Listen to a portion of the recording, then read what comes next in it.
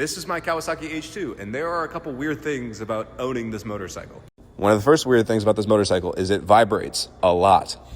And so sometimes bolts like these will just randomly come loose on my ride, and I have to come home and tighten those back up. Next up, this bike does have self-healing paint, and so any minor scratches, you can leave this bike out in the sun, and it should, in theory, self-heal. Unless you get some deeper scratches on a level 7, in which those are not going to be able to heal. Next up is this bike gets hot.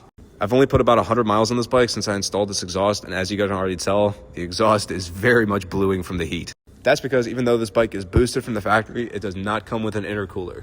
Without an intercooler, that boost that this bike is building up is just getting hotter and hotter exponentially until inevitably you can possibly blow this bike up.